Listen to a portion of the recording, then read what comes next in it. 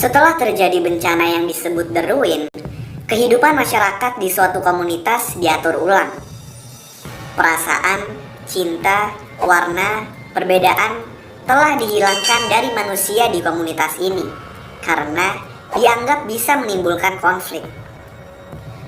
Memori atau kenangan pun juga dihilangkan. Nah, semua memori atau kenangan masa lalu para manusia dipegang oleh satu orang yang disebut penerima memori.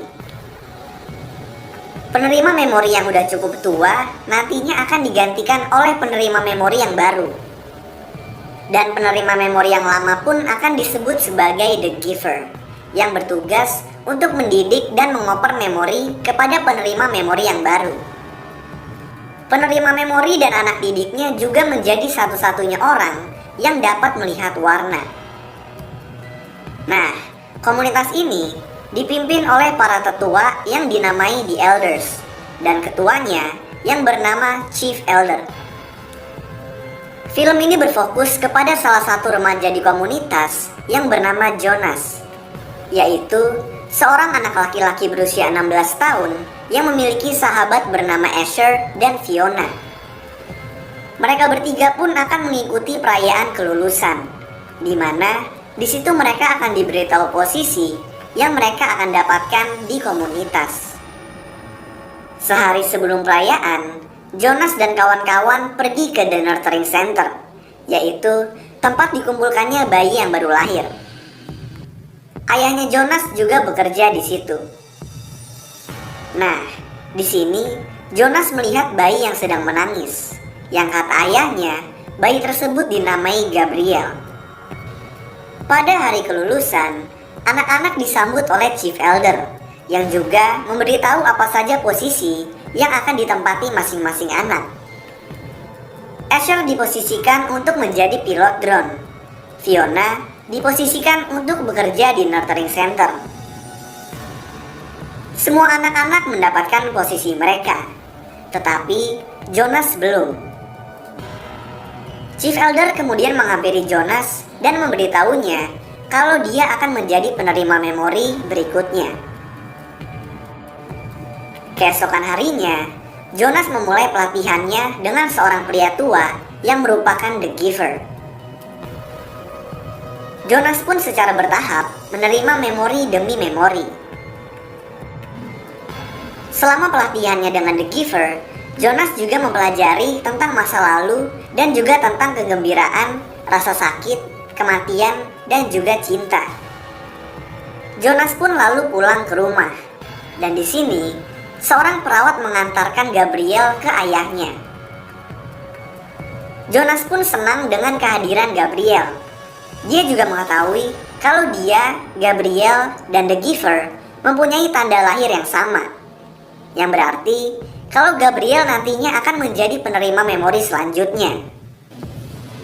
Hubungan Jonas dan Gabriel pun menjadi dekat. Di salah satu pelatihannya, Jonas menerima sebuah memori yang akhirnya membuat Jonas mulai melihat warna di sekitarnya.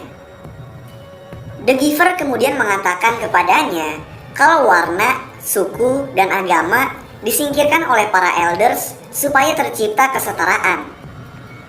Karena menurut para elders, perbedaan bisa membuat orang-orang iri dan juga menyebabkan masalah-masalah lainnya. The Giver lalu bertanya, apakah Jonas setuju dengan adanya kesetaraan? Jonas pun setuju. Tapi dia juga mengatakan kalau warna yang baru aja dia lihat itu sangat indah. Di pertemuan berikutnya, Jonas mengetahui kalau terdapat perbatasan yang dinamai Elsewhere, yaitu tempat di luar komunitas di mana masih terdapat memori, perasaan, cinta, dan juga warna. Jonas kemudian menyimpulkan jika penerima memori pergi ke Elsewhere, maka memori orang-orang di komunitasnya akan pulih dan semua orang bisa melihat warna dan juga memiliki perasaan. The Giver pun mengiyakannya. Di sini The Giver kemudian memberitahu Jonas kalau suntikan harian yang orang-orang dapatkan membuat orang-orang gak mempunyai perasaan. Mulai dari situ, Jonas pun berhenti menerima suntikan hariannya. Di pelatihan berikutnya, Jonas diperlihatkan proyeksi memori yang memperlihatkan kalau putri The Giver yang bernama Rosemary merupakan penerima memori sebelum Jonas. Namun, ketika Rosemary memulai pelatihannya, dia menjadi sangat putus asa karena memori yang dia terima, sehingga dia meminta untuk disuntik mati. Jonas juga melihat sebuah proyeksi memori di mana dia melihat ayahnya dan seorang perawat berada di nurturing center. Si perawat di sini membawa satu bayi dan ayahnya juga membawa satu bayi yang dianggap terlalu lemah. Ayahnya ini kemudian menyuntikkan sesuatu ke kepala bayi tersebut dan membuatnya mati. Bayi tersebut kemudian ditaruh di sebuah box dan dibuang. Jonas pun kemudian marah dan menginginkan komunitas dibebaskan agar warna, perasaan, dan cinta bisa kembali di komunitas. The Giver yang masih belum bisa melupakan kematian putrinya setuju dengan Jonas. Jadi, Jonas pun berencana untuk melewati perbatasan dan pergi ke Elsewhere.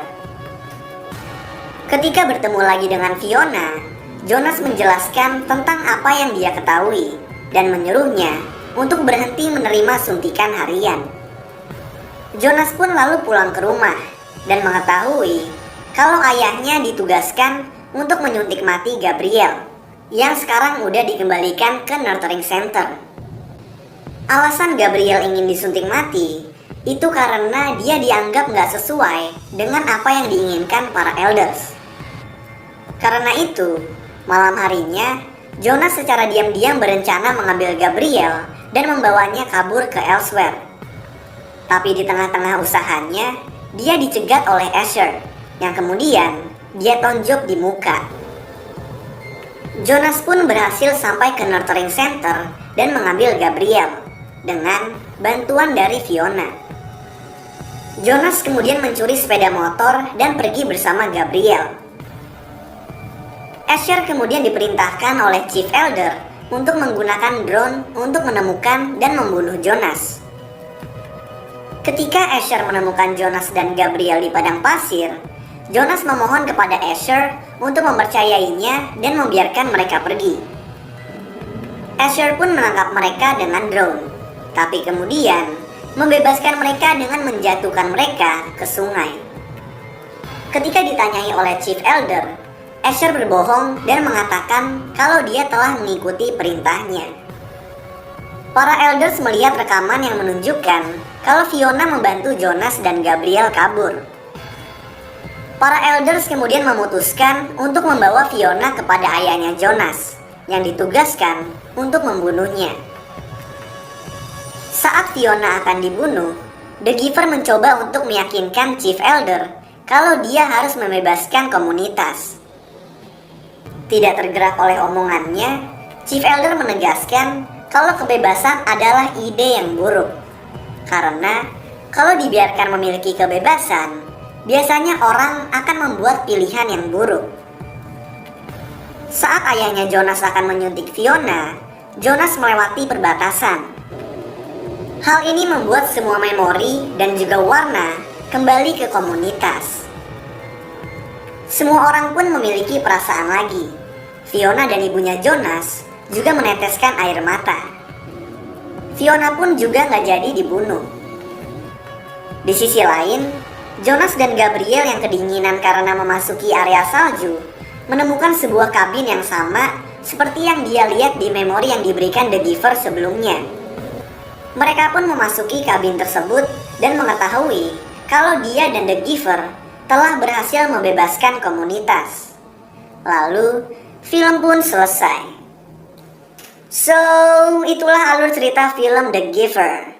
Kalau kalian punya rekomendasi film lain yang mau gue jelasin alur ceritanya, kalian bisa tulis di kolom komentar di bawah. Dan kalau kalian suka sama video ini, kalian bisa klik tombol like dan juga klik tombol subscribe supaya bisa mendapatkan update-update tentang video-video gue selanjutnya.